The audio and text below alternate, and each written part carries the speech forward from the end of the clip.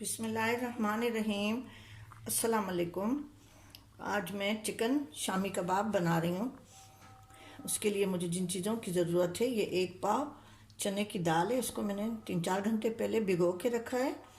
और ये जीरा है 1 टेबल स्पून, 1 टेबल स्पून कुटी लाल मिर्च है। अगर आपके पास साबुत लाल मिर्च है तो आप वो भी डाल सकते हैं। ये 3 तेज़पत्ता है, 1 टीस्पून हल्दी है और 1 टीस्पून पिसा हुआ धनिया है। नमक हस्बे जायका है, 1 टेबल स्पून अदरक का पेस्ट है और 1 टेबल स्पून लहसुन का पेस्ट है। ये एक मीडियम साइज़ की प्याज है और नीचे मीडियम साइज़ का आलू है। इसके लिए मैंने जो मुर्गी का गोश्त है वो मैंने 1.25 किलो लिया है, बोन वाला है। अब ये गोश्त मैंने धो के चढ़ा दिया है। ये 1.25 किलो है गोश्त है। मुर्गी आप 1.25 किलो की लेंगे तो उसमें से 1.25 किलो का गोश्त निकलेगा और ये बोन वाला है। जब ये उबल जाएगा तो ये जब गल जाएगा, पक जाएगा, तो फिर मैं इसकी बोन्स निकाल दूंगी। ये मसाले मैं खुश्क डाल रही हूँ, तेज़पत्ता, हल्दी, पिसा हुआ धनिया, कुटी लाल मिर्च और ज़ीरा, नमक, अदरक लहसुन का पेस्ट, आलू और प्याज। और ये एक पाव चने की दाल है जिसको मैंने भिगो के रखा था। अब इसको मैंने चढ़ा लिया है।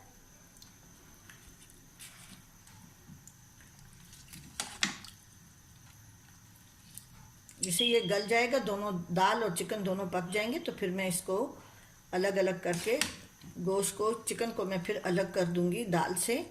और उसमें जो छोटी छोटी अगर बोन्स गई भी हैं वो भी अलग हो जाती हैं। इस स्टेज पे आप अलग करते हैं, पीसने के बाद फिर मुश्किल हो जाता है। ठीक है। अब वो दाल और जो चिकन मैंने डाला था वो गल गया। देखिए चिकन बिल्कुल गल गया है। इसकी बोटियाँ मैं सारी निकाल दूंगी और दाल में अगर थोड़ा बहुत पानी है तो उसको मैं सुखा दूंगी। अभी चिकन को मैं हड्डियों से अलग कर दूंगी।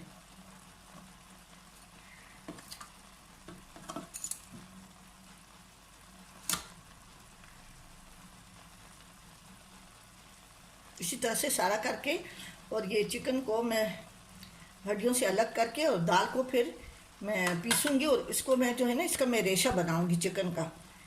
इसे हाथों से ना रेशे रेशा करूंगी इसको। ये दाल और चिकन मैंने अलग कर लिया था। अभी ये चिकन है, इससे मैंने सारी हड्डियां निकाल ली हैं।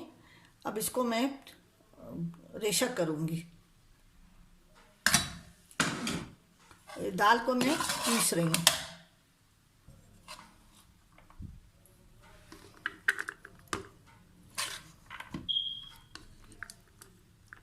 इसको मैं थोड़ा थोड़ा करके सारा बारीक पीस लूंगी।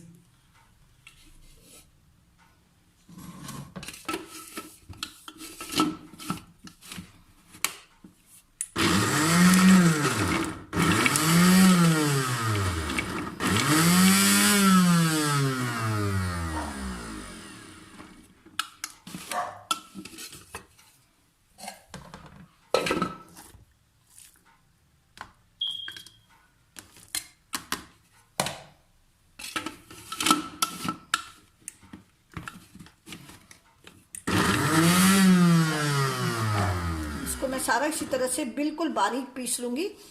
बाद में मैं इस चिकन को इसमें शामिल करूँगी। ये दाल मैंने पीस लिए, बिल्कुल बारीक पीसी है दाल है और आलू थे, मैंने पीसी है। इसमें मैं और चीज़ें भी अभी मिलाऊंगी। फिलहाल मैं ये चिकन जो मैंने निकाला था, इसके जो बहुत बड़े बड़े पीस हैं उसको मैं छुरी से काट दूँगी। जो बड़े बड़े पीस हैं इस तरह से काट के, और ये मेरे पास, या तो आप इसको कूंडी में कूट लें और हाथ से रेशा करें, या ये भी जो है ना, ये भी रेशा करती है। ये मशीन जो है ना, ये भी रेशा करती है। या ये देखें, ये कूंडी है, इसमें मैंने दाल थोड़ी सी मोटी थी तो उसको मैंने यहाँ पे बारीक पीस लिया था। इसमें मैं देखें आप, इसमें भी आप कूटेंगे तो इसमें भी रेशा बनेगा, बल्कि इसका जायका बहुत अच्छा होता है। क्योंकि पुराना तरीका है, आजकल तो मशीनों के आदी हैं।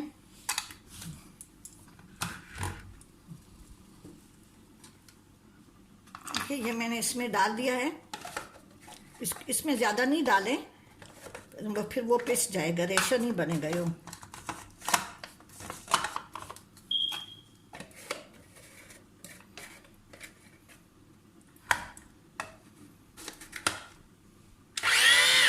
इसको बस हल्का सा यूँ आप चलाएंगे चंद सेकंड के लिए तो ये बिल्कुल रेशा हो जाएगा। ये दाल मैंने पीस ली है।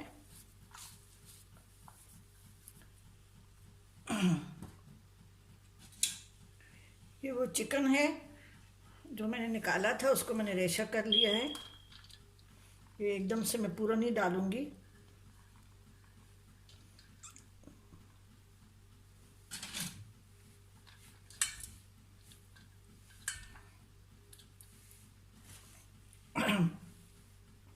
ये 1 टेबलस्पून गरम मसाला है पिसा हुआ, 1 टीस्पून सफ़ेद ज़ीरा है, 1 टीस्पून सौंफ है और थोड़ी सी कलौंजी है।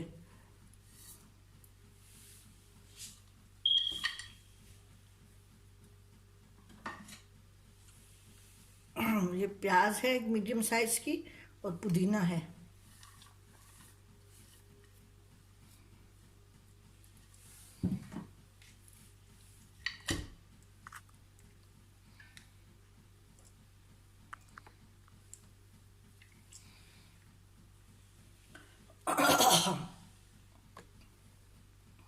गला ख़राब है, सर्दियाँ शुरू हो रही हैं के पीके में।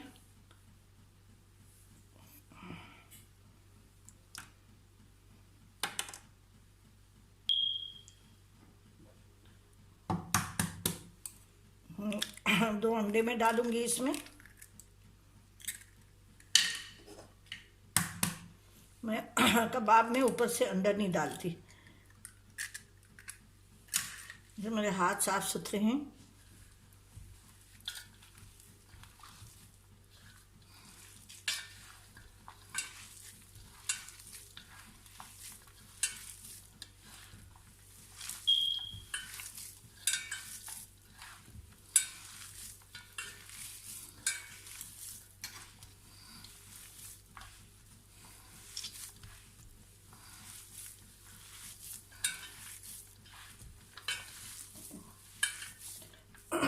थोड़ा सा चिकन में और डालूंगी।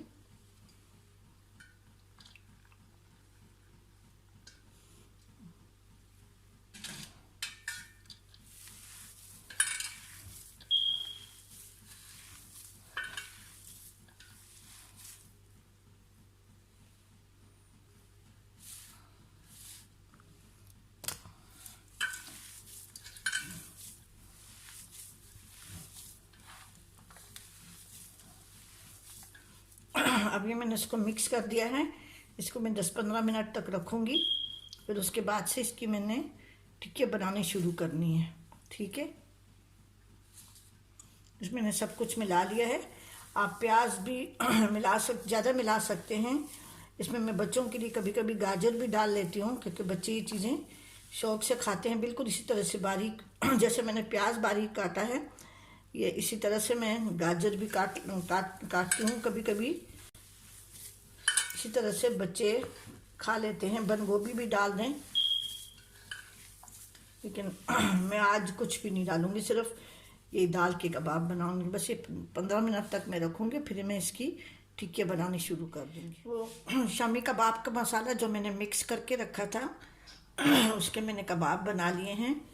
कुछ मैंने आपको दिखाने के लिए छोड़े हुए हैं कि जब ये इसकी ये जो गोले बनाएं कोफ्ता टाइप, तो उसको उसमें क्रैक नहीं होने चाहिए।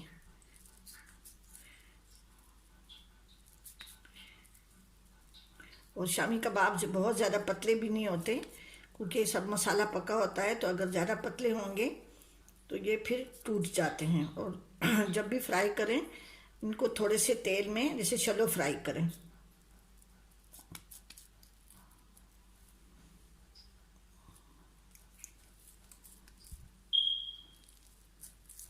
आपकी मर्ज़ी है, इसमें प्याज, हरा धनिया, पुदीना ये डालें ना डालें।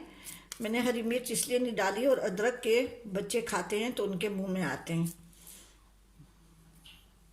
ज़्यादातर ये चीज़ें बच्चों के लिए होती हैं और मेहमानों के लिए, अपने लिए भी जब भी जैसे ज़ीरा राइस बनाएं, और पुलाव के साथ भी शामी कबाब, सादा पुलाव जो होता है यखनी वाला, उसके साथ भी शामी कबाब बहुत मज़ा करते हैं। तो इसलिए मैंने जो हरी मिर्च है और अदरक है वो सिर्फ मैंने बच्चों की खातिर नहीं डाला है। अगर आप चाहें तो आप इसमें डाल दें। और मैं तो कभी कभी बच्चों के लिए इसमें गाजर वगैरह भी डाल लेती हूँ, क्योंकि इसी तरह से वो गाजर भी खा लेते हैं। आजकल सीज़न है, हमें शामी कबाब में प्याज बहुत अच्छे लगते हैं, तो मैं प्याज डालती हूँ इसमें। इसी तरह से मैं सारे बना रही हूँ। ये शामी कबाब मैंने सारे बना लिए हैं, बाकी मैंने पहले से बना के ट्रे में रखे हुए हैं। अब इसको मैं एज इट इज़ फ्रीज़र में रखूँगी। जब ये फ्रीज़ हो जाएंगे तो ऐसी थैलियाँ आती हैं, या आप सादा थैली भी ले सकते हैं। कुछ थैली को, अगर आपके पास साफ प्लास्टिक है, इस तरह थैलियाँ हैं बड़ी बड़ी, तो आप उसको काट के तब भी डाल सकते हैं। इसलिए मैं इसको बिछा रही हूँ। और ये आप ऐसी थैलियों में भी, साफ़ सुथरी थैलियों में डाल सकते हैं। ये मैंने इसलिए इससे बिछाया हुआ है कि जब ये फ्रीज़ हो जाएंगे तो इसी में फिर मैं ये कबाब रख दूँगी।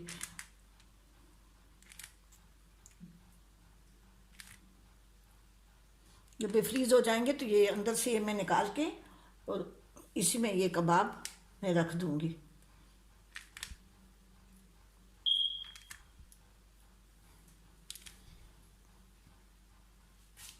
ये शामी कबाब मैंने रख लिया। अब इसको मैं इसी तरह से फ्रीज़र में रखूँगी।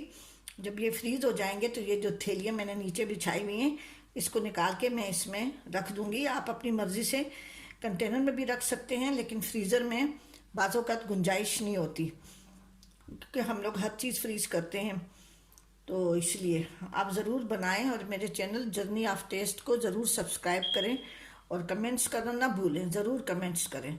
ठीक है जी, अपनी दुआओं में याद रखें। अल्लाह हाफिज़।